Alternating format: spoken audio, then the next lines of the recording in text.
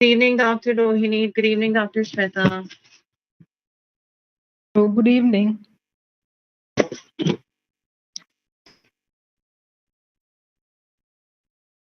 Hi, Bhavya.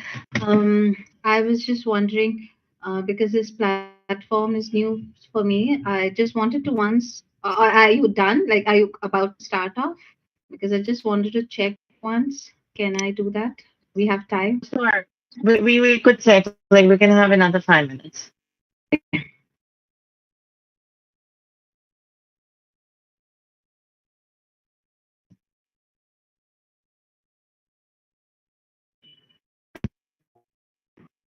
Okay, so are my like slides, etc., everything visible right now? Yes, they are. Thank you. You're welcome.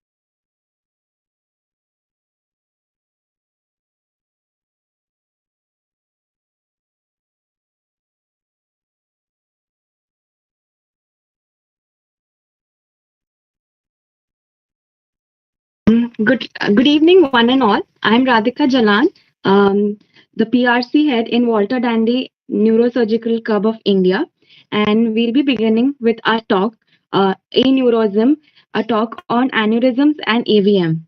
So, beginning with talking about Walter E. Dandy Neurosurgical Club, India is a national medical student chapter of the International Walter E. Dandy Neurosurgical Society, connecting the topmost neurosurgeons to the medical students all over the world, thus providing greater opportunities to learn and lead ahead. It engages diverse medical students and provides efficient mentorship to build future leaders who can pioneer further in the field of neurosurgery and neuroscience. So, beginning with the event, we'll be having first with our uh, talk with Dr. Rohini Pooja. She is an associate professor in Department of Anatomy, Kasturba Medical College, Manipal. She has done her MBBS from Father Muller's Medical College, Mangalore, and her MD from KMC, Manipal. So, Dr. Rohini, ma'am, I will hand over the mic to you, and you can start with your talk. Thank you so much, Radhika. Good evening, one and all. I'll start sharing my screen. Yes, ma'am.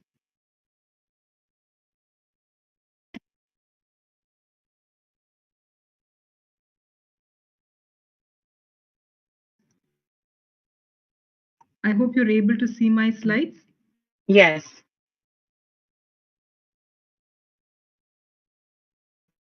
Okay.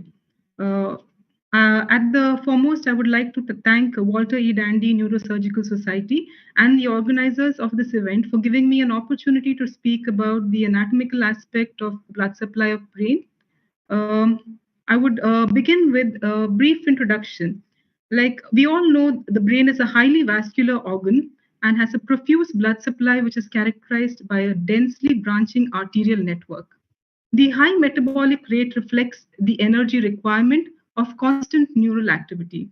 The brain receives about 15% of the cardiac output and utilizes 25% of the total oxygen consumption of the body.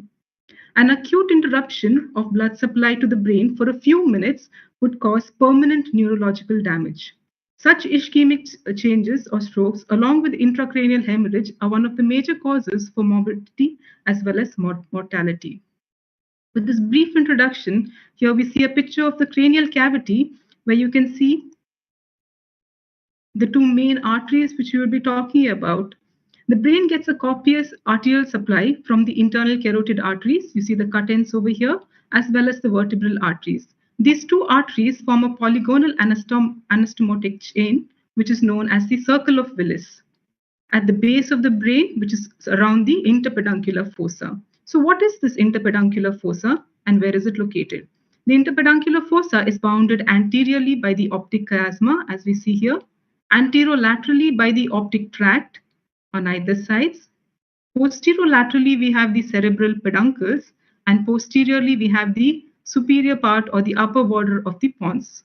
So this is where we find the location of the arterial circle, which is the circle of Willis. The internal carotid artery basically supplies the frontal, parietal, and part of the temporal lobes, whereas the vertebral artery would be supplying the occipital and part of the temporal lobes, as well as the brainstem and the cerebellum. Now, where does this internal carotid artery begin? We've seen the internal carotid artery as a branch coming from the common carotid artery in the neck. In the neck, it traverses upwards without giving any branches and enters the carotid canal. Now, as it enters the carotid canal, it has to enter the cranial cavity through the foramen lacerum. It is seen passing through the cavernous sinus, and we see it going forwards, upwards, and then backwards. And this U-shaped course is known as the carotid siphon. Like I said, it runs horizontally forwards within the cavernous sinus, and on reaching the anterior perforated substance, the artery divides into its two terminal branches, as we know it as the anterior cerebral artery and the middle cerebral artery. Now here, this is the picture which I was talking about, which was speaking to you earlier about the carotid siphon. Now, what is the function of this carotid siphon? Mainly, it dampens down the arterial pulsation and is very important since there's high pressure flowing through the internal carotid artery as it comes from the common carotid. What are the branches of this internal carotid artery? As I've mentioned earlier, it gives no branches in the cervical region or in the region of the neck.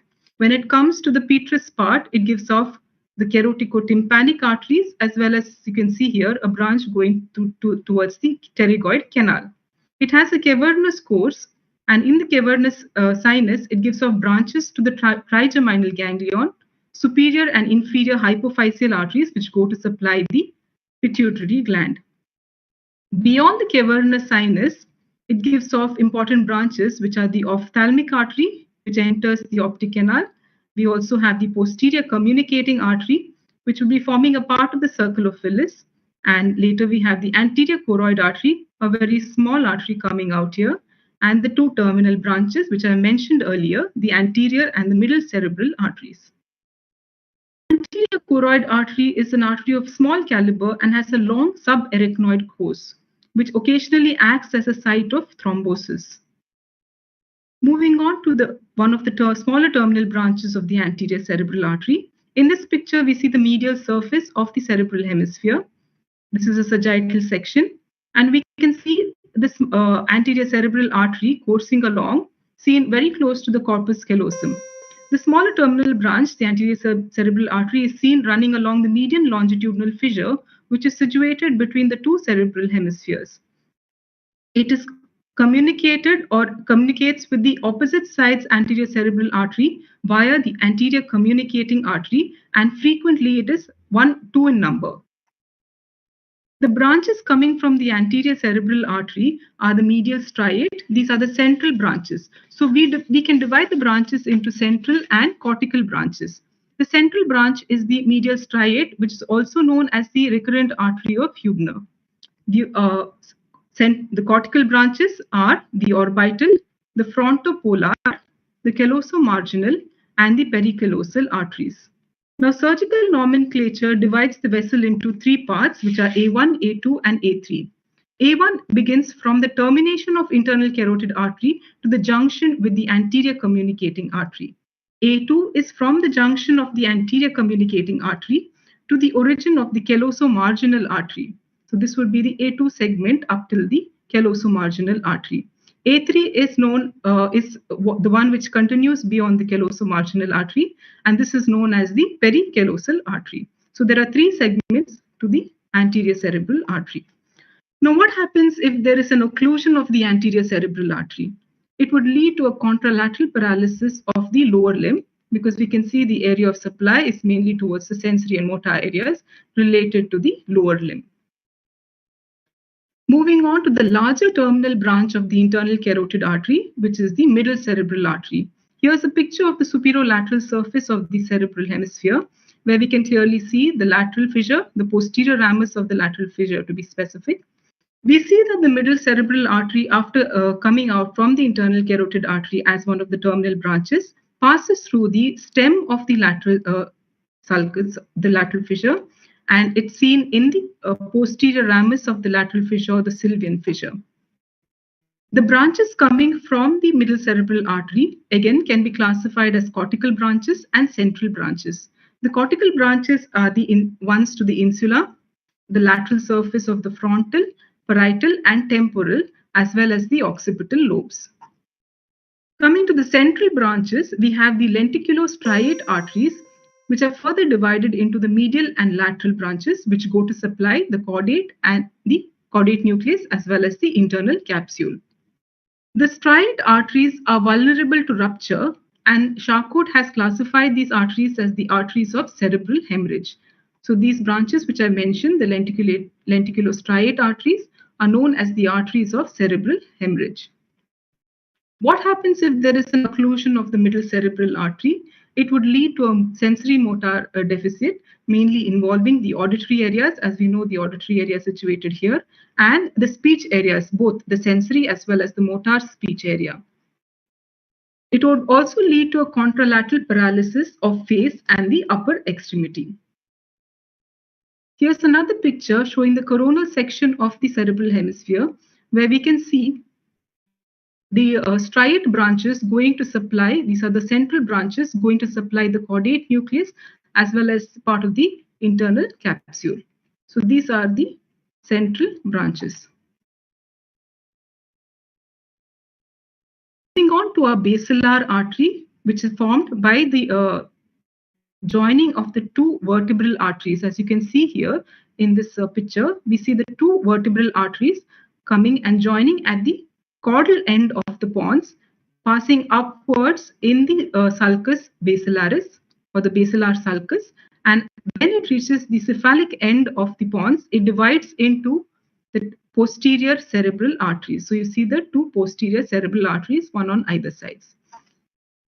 The branches coming from this basilar artery are the first one which you see running down here. This is the anterior inferior cerebellar artery.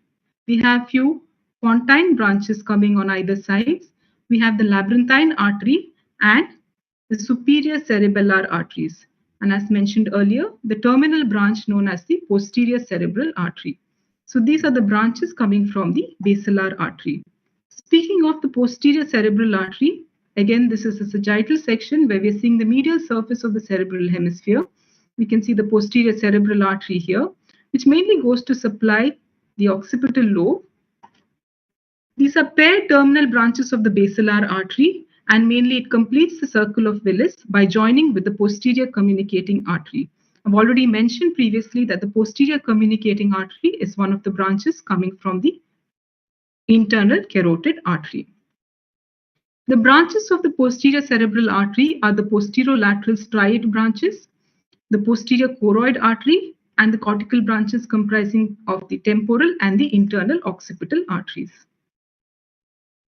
Moving on to this chain of anastomosis seen at the base of the brain, which is known as the circle of Willis. This was discovered by Thomas Willis, who was a general physician and contributed vastly to anatomy, neurology, as well as psychiatry.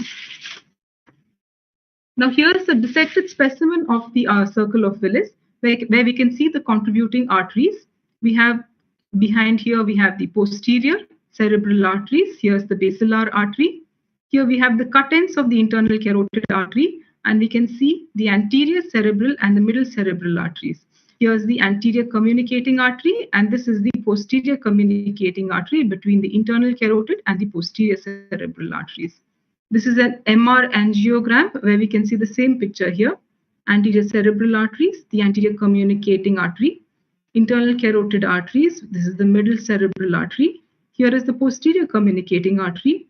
This would be the basilar artery, and here are the posterior cerebral arteries. So this chain of anastomosis is situated in the interpeduncular fossa. As mentioned earlier, the boundaries formed anteriorly by the optic chiasma, posteriorly upper border of pons, anterolaterally by the optic tract, and posterolaterally by the cerebral peduncles. So this is the situation of the circle of Willis. The formation, as I mentioned, you can see the formation in this picture here. It is formed in front by the anterior communicating artery, behind by the posterior cerebral arteries, anterolaterally by the anterior cerebral arteries, posterolaterally by the posterior communicating arteries, and laterally by the internal carotid artery. What is the function of this circle of Willis? It basically acts to equalize the blood flow to different parts of the brains, and under normal conditions, there's a little interchange of blood which takes place across the anastomotic channel due to the equality of the blood pressure. It also acts as a principal collateral channel to preserve the independent cerebral blood flow. Here we have a dissected specimen and a picture to depict or represent the circle of Willis. We can see the cut ends of the internal carotid artery. Similarly here, this is the anterior cerebral and the middle cerebral artery, the two terminal branches of the internal carotid artery, and we can see the middle cerebral artery coursing through the lateral sulcus. This is the stem of the lateral sulcus, and then it would be going towards the superolateral surface of the cerebral hemisphere. Here we have the anterior cerebral artery going upwards, and then it would reach the median longitudinal fissure. We see a very short, narrow artery here. This is the anterior communicating artery, barely 4 millimeters in length. It may be duplicated. Here we see only a single one. This artery over here connecting the internal carotid artery with the posterior cerebral artery is the posterior communicating artery.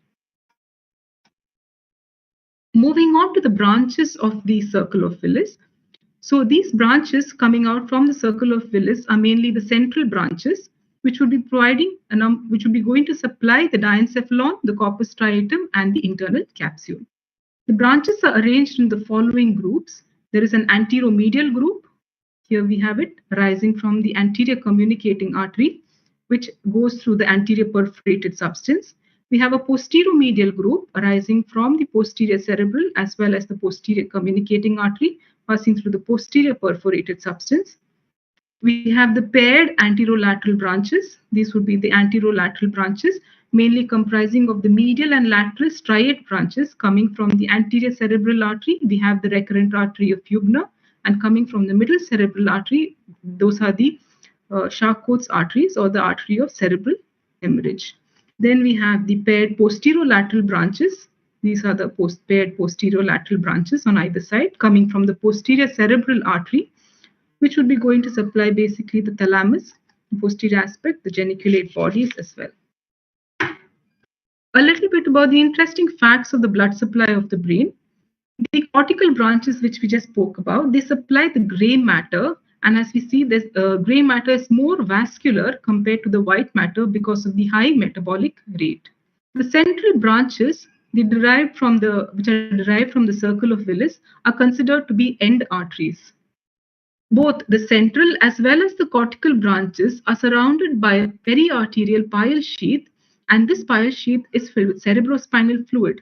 What is the function of this? It basically helps in dampening. It has a dampening effect on the expansile pulsations of the artery. We also know that there is a blood-brain barrier which exists, which is mainly formed by the endothelial cells. We see the tight junctions over here. There's a basement membrane, then the perivascular feet of the astrocytes, the intercellular spaces filled with fluid, and neurons with their processes. That we've seen some of the major arteries of the brain. These are the dissected specimens where we can see, which I've discussed right now, the circle of Willis here. This is the medial surface of the cerebral hemisphere where we can see the anterior cerebral artery coursing upwards to seen very close relation to the corpus callosum. And we also have the posterior cerebral artery here seen very close to the splenium of the corpus callosum. This is the superolateral surface where we can see the middle cerebral artery. Part of the lobe has been removed here to demonstrate its close relation to the insular lobe. This is the middle cerebral artery in the posterior ramus of the lateral sulcus. Also know the distribution. Once you've seen the major arteries, we've seen the distribution of these arteries. The superolateral surface mainly supplied by the middle cerebral artery, except for a narrow strip along the superomedial border, which is being supplied by the anterior cerebral artery. We have a small area here also supplied by the posterior cerebral artery. Looking at the medial surface, we have mainly the anterior cerebral artery, large contribution, and also by the posterior cerebral artery. A brief note on the venous drainage. The veins are divided into a superficial and deep group, which all of these veins finally reach the dural venous sinuses. Here we see two important veins, which is the internal cerebral vein, which join together to form the great cerebral vein. This great cerebral vein finally opens into the straight sinus, which would in turn open into the transverse sinus, the sigmoid sinus, and sigmoid sinus continues as the internal jugular vein. Now coming to briefly, what is an aneurysm? Now these aneurysms can be seen anywhere in the body, and now we're talking about the neurological aneurysms. So here is a circle of Willis, commonly seen at this site, and especially at junctions where there's a bifurcation or where the artery, there's a forking of the artery. These are small saccular swellings commonly found on the circle of Willis, and they occur in the arterial junctions, as you see in this picture above here, as well as over here. You can see it in the anterior communicating artery here. Here it's seen along the junction between the internal carotid and the posterior communicating artery. So they're mainly commonly seen at the arterial junctions due to a lack of tunica media. Now coming back to our histology, where we see the microscopic anatomy of the blood vessel. This is a muscular vessel or a small medium-sized artery, where we can see the various layers. This is the internal elastic lamina, and here you're seeing the tunica media, and this is the tunica adventitia. It is believed that the tunica media is absent in these vessels over here. And it is also some articles also hypothesize that the internal elastic lamina is absent, which leads to weakening of the wall. And under this hemodynamic stresses situated at the arterial forks, there is a weakness of the wall leading to the formation of local dilations, which are known as saccular or perianeurysms. So this is one of the causes, hemodynamic stresses. There can be other causes such as atheromas formations, which will be further discussed, I believe, in the next few talks. Coming briefly a little bit about the arteriovenous malformations. Now, normally what happens is when an artery gives off a branch, it divides into capillaries, and then further these capillaries join together to form venules, veins, and open into larger veins. But in AV malformations, the arteries and veins are tangled up and they form direct connections without the presence of capillaries.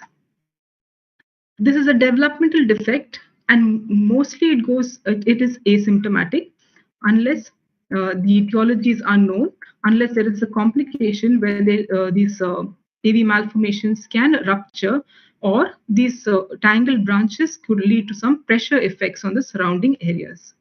So with this brief overview of the blood supply of the brain and overlook into the aneurysms, just a slide on aneurysms and AV malformations, I come to my end of my presentation. Thank you very much for your patience hearing. Thank you so much, ma'am, for taking out your time and giving us such an insightful session. We really appreciate it and learning about the anatomical aspects of the aneurysm. Thank you so much, ma'am, for being a part of this interactive talk. Thank you. Thank you so much for giving me an opportunity. Thank you, ma'am. So now that we have learned about the blood supply of the brain and the anatomical aspects involving an aneurysm, we will be moving forward and trying to integrate this knowledge with the neurological aspects. And for that, we have Dr. Gwen Ziegler, a consultant neurologist at the Utah Valley Clinic, Neurological Clinic, and Utah Valley Hospital. So, Dr. Gwen, I would hand you to the mic and you may start with your presentation. Can you see me and hear me? Ma'am, I can hear you. Okay. Just can't see me here. We can't see you, Gwen. Yeah, we can't. Let's see here. As it to where it's sharing the camera. Give me a second. May have to switch.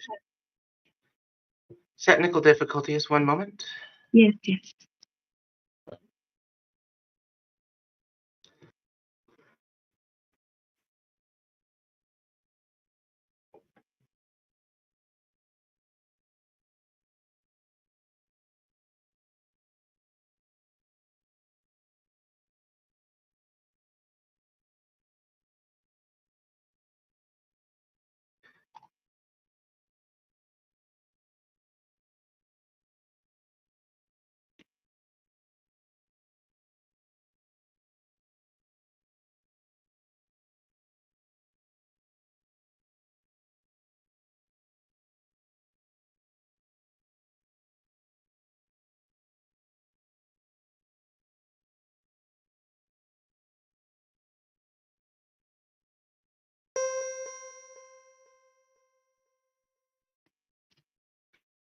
Right. Still can't see me, can you?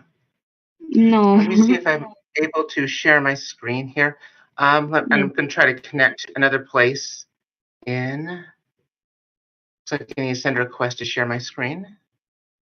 Yeah. 1 second, please. No problem. If I'm able to share my screen, that'll work. But if not, I'm trying another route. I apologize. Oh, no issue, ma'am.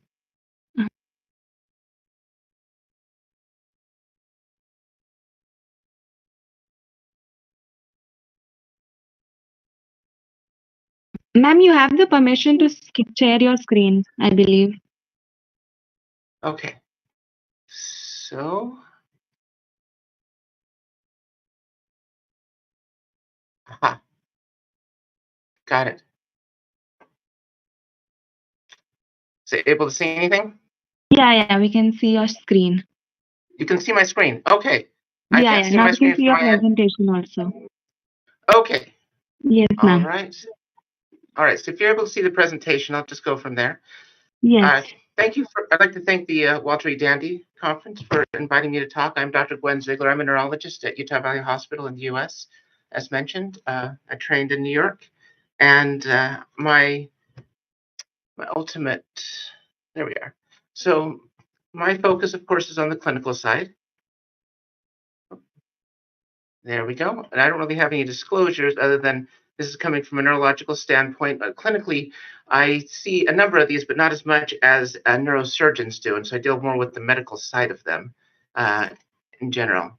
So on the background, we went over the anatomy some earlier of the arteriovenous malformations, mainly that they don't have any capillaries between the blood vessels and the veins, and they can come in all different forms and sizes. And the arteriovenous malformations are the most dangerous because they're the most likely to rupture of 4 different types between the arteriovenous, the developmental venous abnormalities, which look a little bit different, the capillary telangiectasias, and the cavernous malformations. These are all the different malformations that can occur. As was mentioned, the pathogenesis is unclear. Of course, it's considered congenital. You do see other we have seen progression as people have aged beyond birth, of course, and there are some rare genetic causes, the most common being hereditary hemorrhagic telangiectasia, also known as Osler-Weber-Renault syndrome, HHT, and that tends to have multiple hemangiomas, or rather multiple arteriovenous malformations with it. And of course, it occurs in about one in every 1,000 people. About 90% of those are supratentorial, in other words, above the midbrain brainstem, and about 10% are in the infraventorial vault. So this is actually a case of my residency. You can see more of these cases with presenting in hospitals.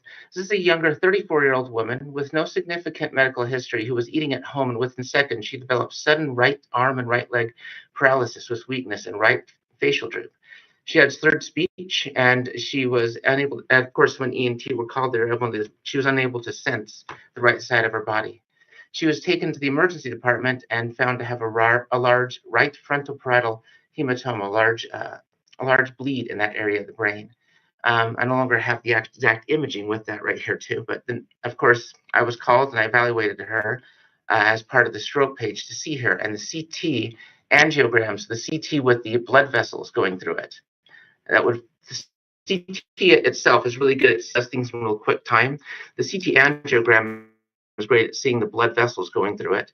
And as you went up to the bleed, you could see all these misformed blood vessels running through the hematoma. Sometimes that's easier seen than others. Often they get compressed out of it. So, of course, as a neurology consult, the first thing I did was consult neurosurgery. And this was a clear case of a hemorrhagic presentation with regard to the AV malformation. Now, with AV malformations, they can present in a number of different ones. The most common one is that of intracranial hemorrhage. And they tend to happen usually between the ages of 10 to 40, and you see a little bit of a bimodal peak presentation, one in childhood when they're younger, and another between the ages of 30 and 50. Second most common cause, and this is often where I tend to see more in the outpatient setting, is that of a seizure. The swelling around the area where it happens pushes into the brain tissue and causes some cortical damage. So usually it happens more in the cortex. I'll go over that more later. And it can produce seizures. Very rarely do you see focal neurological deficits. I'll be going over that. Can produce headaches in certain settings. And really, with our imaging today, we see a lot of incidental findings. We happen to find it right there. So intracranial hemorrhage is the most common presentation of AV malformations when you see it when you see it the first time, about 40 to 60%, around half of them. Usually intraparenchymal, in other words, inside the area where the brain is, as opposed to the subdural space or the epidural space or the interventricular space. However, they can occur in different areas of the brain, as we'll go over in different portions within the parenchyma. So you can get subarachnoid hemorrhage when it's near the superficial AVMs. and when they tend to be near the surface. Of course, you can get other areas where it can be interventricular and go inside of the ventricles itself, which can be much more impairing. And the overall hemorrhage risk of all AVMs taken together, not taking individual factors into account, is about 2 to 3% annually. So if you look at an AV malformation, what is the risk of this individual person? That's an important thing to be able to determine, as we'll go over, because as you're going to be assessing people, you're going to want to weigh the risks of intervention against the risks and benefits of, the risks of not intervening versus benefits of not intervening versus the risks and benefits of actually intervening with the different factors that you have. So if someone has already had a hemorrhage with an AV malformation, this is the biggest predictor of having another hemorrhage. And overall, if you have an annual, every year increase, the hemorrhagic risk with just the bleed alone being about 5% of the population of all people who have AVMs, or you see a person, they have about a 5% bleeding risk every year, with increasing. And of course, as they increase with age, the risk increases by approximately 30% with each decade of the person, someone in their 20s as opposed to their 30s, as opposed to their 40s. And the anatomy and vascular features of the AVM do make a difference in how risky that area is with just leaving it there if it is going to end up bleeding. If it has extensive venous drainage, you would see a lot of like a large, what's called a nadir, draining right out of it right there too. If it's deep within the location of the brain during the deep structures, and if it's associated with aneurysms on the AVM, these all increase the risk of having a subsequent bleed. So these are all particularly important risk factors. Ironically enough, the studies that have used did show that size was not associated with increased hemorrhagic risk with looking at systemic reviews. And pregnancy is controversial. Most studies show it not being a risk factor. However, this really is not clear at this point in time. And there was a study from the Columbia Data Bank that used 3 risk factors in particular: hemorrhage at initial presentation, deep venous drainage, and deep brain location, to approximate the average annual hemorrhage rates. And if somebody has no risk factors, they actually go down to about 1% per year risk of hemorrhaging. If they, of course, have 1, it goes to 5. If they have 2 of these risk factors, it goes 10 to 15. And if they have 3, it's more than 30% risk of bleeding every year. So that's the risk factors you'd be looking at with regard to the hemorrhagic cases. And that's going to be, as neurosurgeons, if you're going to be working on it, one of the most important portions, or I say the largest volume of cases that you will be working with. This is what I tend to work with a little bit more in the outpatient clinic, and you do see it in the hospital too.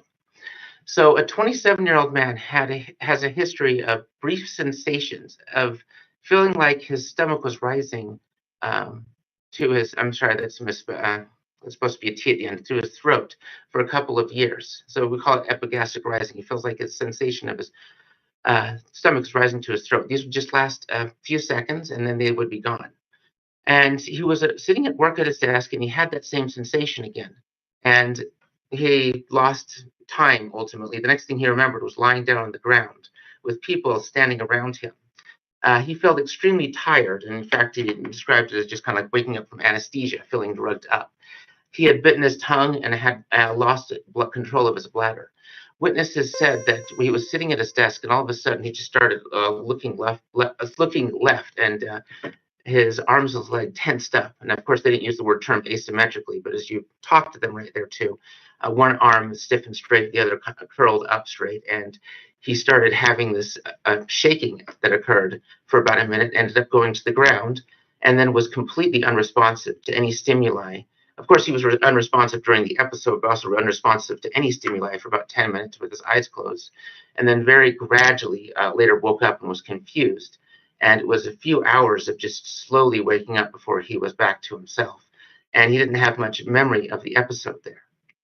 So this is a typical presentation of really an epileptic seizure. An MRI of the brain was performed, and it showed a left mesial temporal, left anterior temporal portion of an arteriovenous malformation right along the cortex there.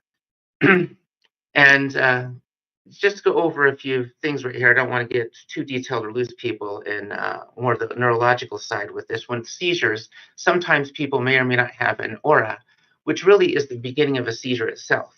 So in this patient, ironically enough, while it was clinically seemed like his first seizure, it actually wasn't his first seizure. An aura is a small partial seizure that doesn't particularly spread.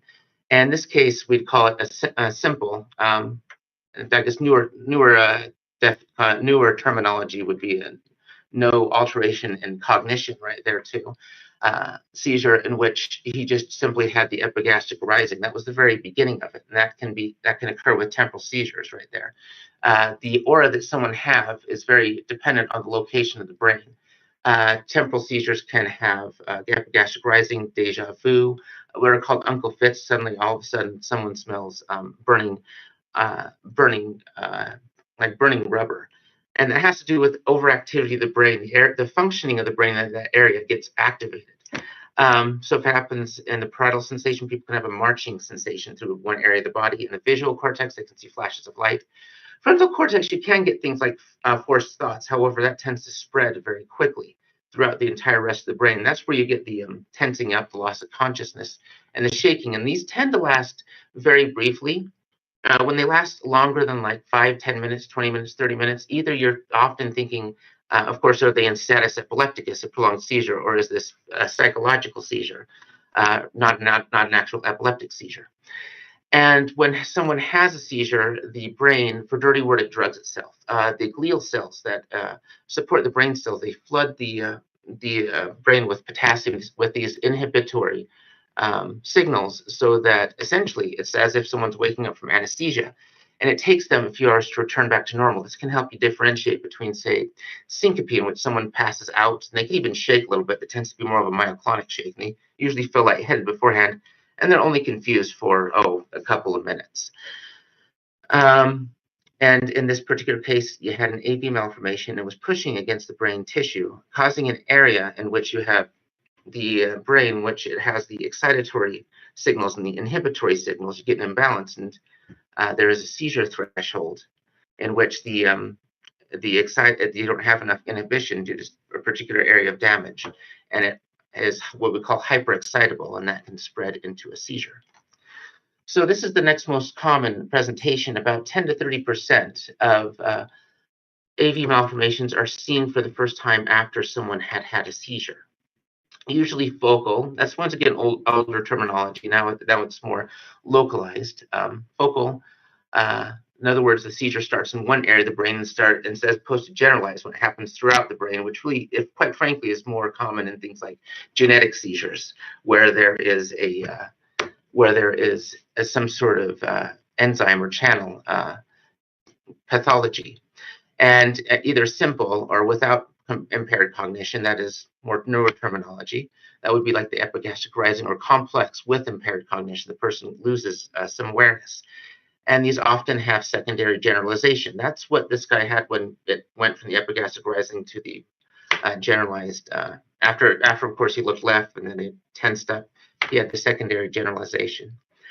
So overall, after 5 years, if someone has been found to have an AV malformation, incidentally, what's the risk of seizure in a non-ruptured aneurysm? It's around 8%. And so for those who present with an intracranial hemorrhage, however, or they have a focal deficit, the 5-year risk increases to about 23% of having a seizure within 5 years.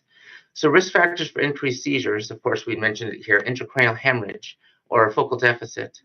Location. Of course, when anything that injures the cortex of the brain, that tends to be the area that's epileptogenic. You do also see differences between the different lobes. We won't go into that too much, but of course, the temporal lobe is very epileptogenic. It gets damaged in the cortex along that area. It is more likely to produce seizures. In this case, size does make a difference. The larger the AV malformation increases the risk, which makes sense because you're pushing against more brain tissue, and you might be actually more likely to have the edema and the damage there. Superficial draining AVMs, and once again, this makes sense because those tend to drain through the cortex. And of course, multiple AVMs, you get more chances to have hits within the cortex to have the seizures themselves. Now, this is a little bit more from the neurology standpoint. If someone just has an AVM with no seizures, whether it's ruptured or unruptured, in the risk versus benefit assessment, an anti-epileptic medication generally not recommended. We're talking about 8% or 23% over 5 years. Generally not worth the risk of a seizure medicine, but of course, the moment they have a seizure, at that point in time, at actually the actual percentage for an AV malformation with a single seizure in a year is 58%. But I'm going to go off the epilepsy definition, at least with what was used here in the United States. The risk of recurrent seizure within 10 years is high enough to meet the definition of epilepsy. In other words, more a 60% chance or more of having another seizure. And that's useful because that's an indication for starting an anti-seizure medicine. Now, of course, if we neurosurgically intervene in these cases, there's case series that do show reductions in seizures after microsurgical resection. You get reduced edema. However, controlled studies such as, for example, there's the Aruba trial that did not show any reported improved seizure outcomes from the surgical treatment alone. As a general neurologist, personally speaking, if there's a question for, as the question for surgery is epilepsy, of course, I often work with neurosurgeons on this. The qualified people to really talk to is an epileptologist, a neurologist who works at a comprehensive epilepsy center, is trained in epilepsy, and there is a field within that within neurosurgery as well, in which people are sent for surgeries to help to help reduce, or in some cases even cure the seizures. And that is a very extensive and very intensive outcome because very often it involves removing a portion of the brain. From a neurologist standpoint, I talk about brain mapping, and there's a large committee between a neurosurgeon, neuroradiologist, neuropsychologist, neurologist that is very intensive with all of those. And I know we're all medical students here. I just wanted to go over a few medications. Going through all the medications that tend to be used more commonly, from what I understand, in India, valproic acid tends to be used very commonly there. Levetiracetam, while used in India, I understand a fair amount, is very strongly favored here.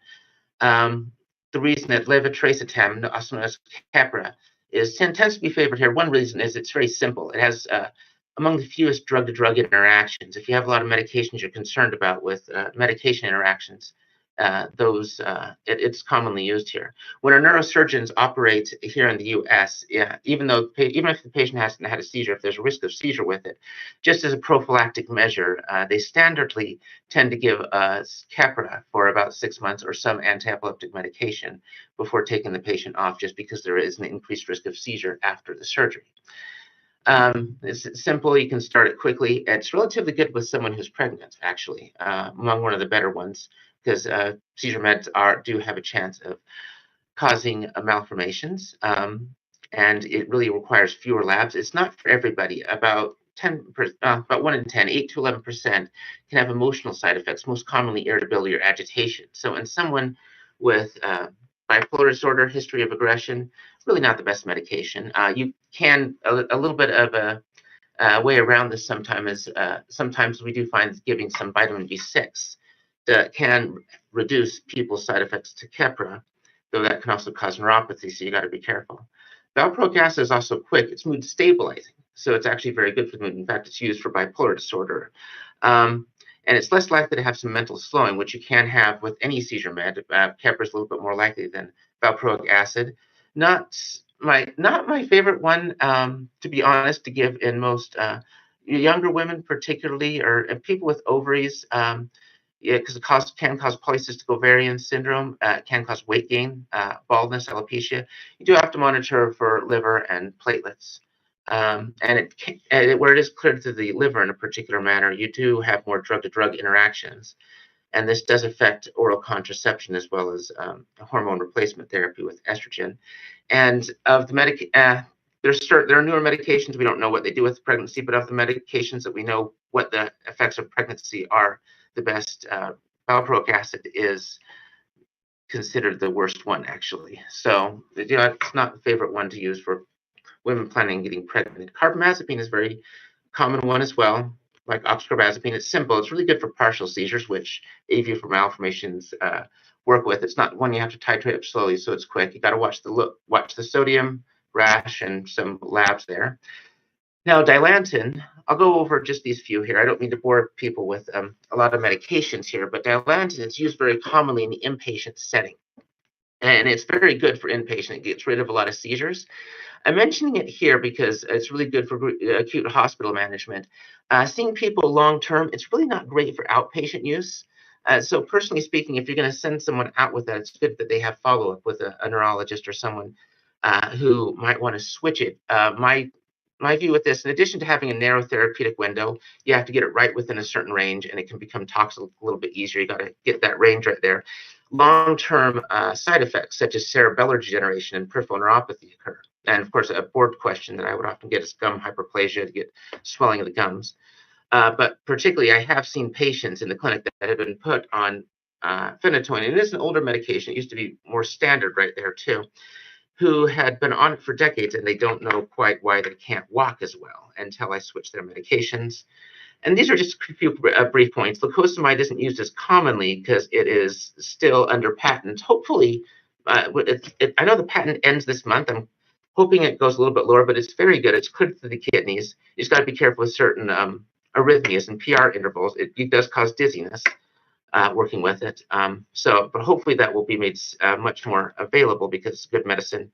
And cenobamate, I'm just going to mention it here because it's newer, has higher efficacy.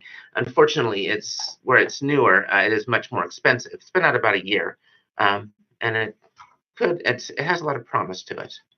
Okay, so headaches may be general or migrainous, and I'll be honest, and headaches in unruptured AVMs can be, in other words, I can see someone with headaches, and I see sometimes someone with an AV malformation. Really, would this one cause the other, or did I just simply happen to find it? Certainly in ruptured with intracranial hemorrhage, you can get a clear headache. And I do think that the headaches do occur sometimes from the AV malformations, particularly when you get any kind of pressure there. But in particular cases that I see often, you tend to have two things together. Less commonly, you see focal neurological presentations, fairly uncommon. Now, vascular steal syndrome, in which the blood vessels are shunting enough blood away in which they steal resources from the area, have been hypothesized to have an effect, but most commonly it's mass effect. You see a large AVM and it ends up pushing against structures and compressing them. And of course, they may also be from post-ictal seizure effect. For example, if someone has a brief seizure, there's something called Todd's paralysis. It happens to do kind of drugging up the brain, like I mentioned, only it happens only a small portion of the brain. After a seizure, that area of the brain shuts down. In a motor cortex area, someone becomes paralyzed and a stroke-like sensation. But it's because they actually had a seizure, and after time that will end up going away, like with the face or one arm there. And as much as 10 to 20% are just found incidentally without any of these clinical presentations. Of course, the management, and of course, there's many different ways to go about it with different forms of surgeries. Not being a neurosurgeon, I am not going to speak about this extremely strongly, but like with any treatment anywhere here, this is often between the neurosurgeon and the patient. It's very individualized. You've got to look at the risk factors. And this is why it's important to know what the individual risk factors for the patient are right there too, of treating versus not treating, and what the benefits of treating versus not treating are. So it's good to know what the potential complications of each of the surgeries and each of the interventions that you're going to be working on. Of course, with that comes the anatomic and vascular features, different risk factors. Those younger in age, think about it, those with longer life expectancy, over time, they'll accrue more accumulation risk. Someone who is 93 years old and maybe has 6 months worth of life left is going to be different from a 20-year-old that you're saying, to put it on the extremes there. Of course, there's the risk with the surgeries. That's where you go into comorbidalities, what's likely going to happen under the knife. And that's where many different risks are weighted. And there's various scales that are used. This is the Spitzer-Martin grading scale. Many places use this right here. AVM size, they have particular cutoffs: 0 to 3 centimeters, 3 to 6, and more than 6, and it gives it a point. Eloquent brain area. I'll quickly say here that has to do with parts of the brain that really have important functions very clearly, like any area in the brainstem, the tracks where the motor tracks run, the visual tracts. In the cortex, you get different areas. You get the motor strip. You lose that area of the brain. Like, for example, you cut through a particular region, and that's where in epilepsy centers they do the brain mapping to see exactly what part of the brain does what. Someone could lose strength part of their face. You get some areas that are what we call silent, although they connect in different ways, but you're not going to have as much loss of neurological function in those areas. They tend to be between some of the larger areas that we think of with like the visual cortex or the motor strip along the different areas, to where if you resect it, it's not going to affect their quality of life as much. And of course, deep venous drainage, if it's present, you give it a point. And so I will go ahead and wrap it up right there. It's the sources that we have right there too. Cannot see my face right there too. So with the technical difficulties, any questions?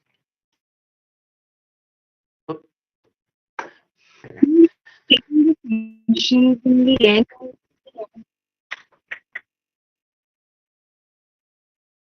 After the lectures. I'm sorry, what was that? Like we'll be taking the question and answer round after the entire session. Like we have the neurosurgical Okay, part. gotcha. My presentation. That's perfect. Thank you. Thank you so much. Amazing talk, and we got to learn so much about the medical part of the endometriovenous malformations. Thank you so much, ma'am, for being a part of this event. Thank you for having me. Thank you. Um, so moving ahead, now that we have learned about the anatomical and the neurological aspects of the aneurysms and AVMs, we'll be looking into the neurosurgical features of it. For that, we have Dr. Shweta Kedia, ma'am.